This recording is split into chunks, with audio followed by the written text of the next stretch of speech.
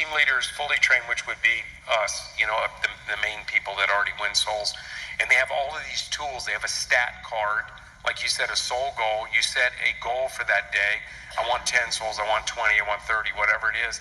And then it says how many people spoke to, how many people said yes or no. And the team leader inspects each soul winner so that they're constantly growing. So like if you had a soul goal of 10, but only talk to one person, then... Do you see how they're devaluing souls into just a number? And look at Pastor Rodney's face right there. Looks like his head is sticking forward a little bit. Do you see how they're devaluing souls? Do you see how going after, oh, I won 10 souls today, 20 souls today, 30 souls today. Jesus said 30, 60, or 100-fold in your entire life. You know why? Because real souls, you're not going to find a bunch. There's just a remnant that ends up being saved. A very small number. It's like finding gold.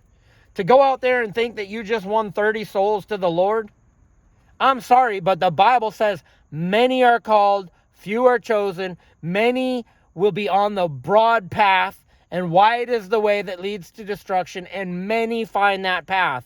But narrow is the way, and few. And these people right here, they're teaching you how just all they understand is the many, and the real purpose is to bring in as many people as they can so they can exploit more people and take up more offerings from all these people.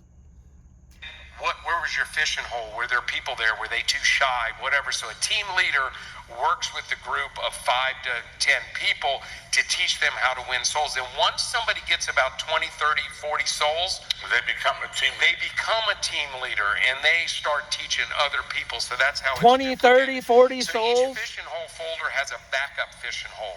And every day... I'm just saying, they're talking about God's precious children like they're just a number on a page. No, it's not God's precious children.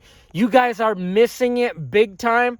And this guy was supposed to launch out and start his own ministry. To make sure we're going to the right this guy right here was supposed to start his own ministry back in 1999.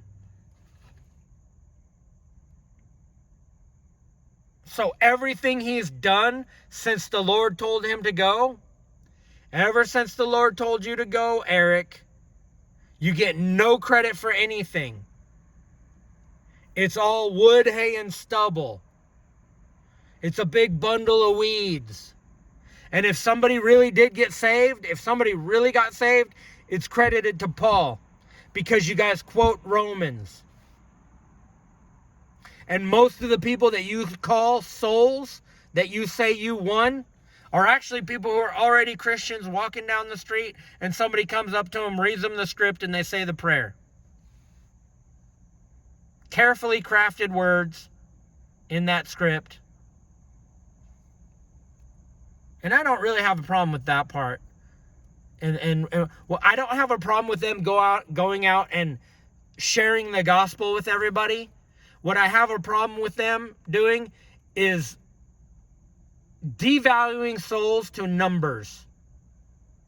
Oh, we got 30, one guy got 30 souls today. Who cares about each individual, it seems? Listen, if somebody really, truly got saved, I'm just saying, it's like, you guys are just off, and you don't understand how far off you are. But I'll tell you this, you should have obeyed God, Eric. You should have done what the Lord said. Because now you got Pastor Satan Face over here. He's your master, Eric Gagnon.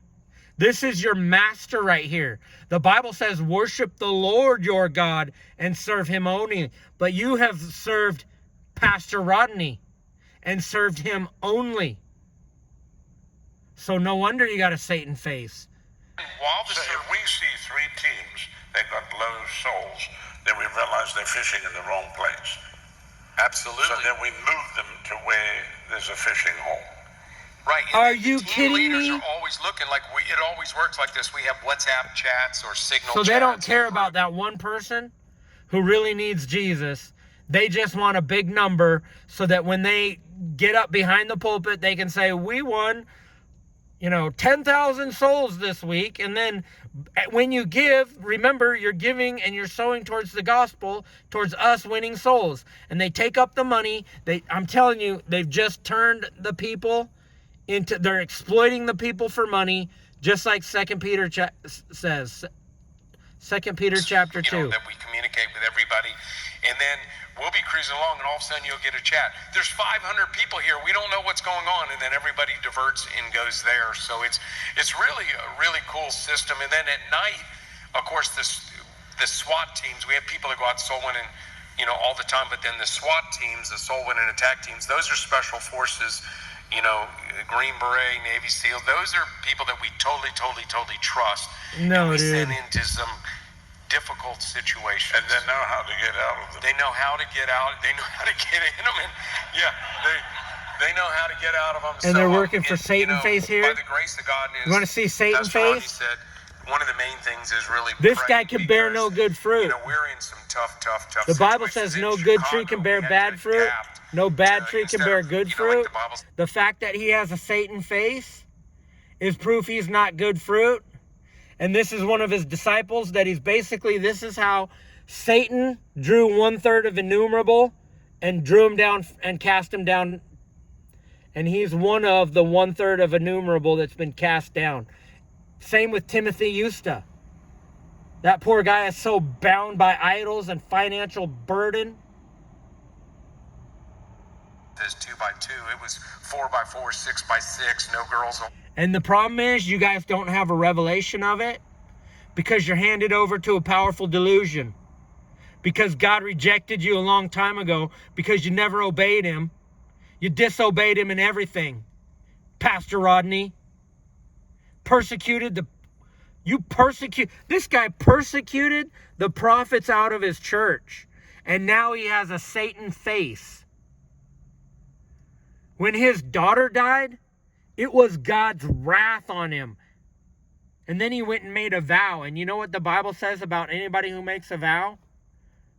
It says it in James chapter 5. You will be condemned. And Jesus said if you make a vow, he said it's of the devil. It's of evil. And let your yes be yes and your no, no.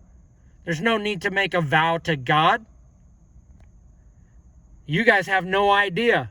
You're handed over to a powerful delusion that you believe the lie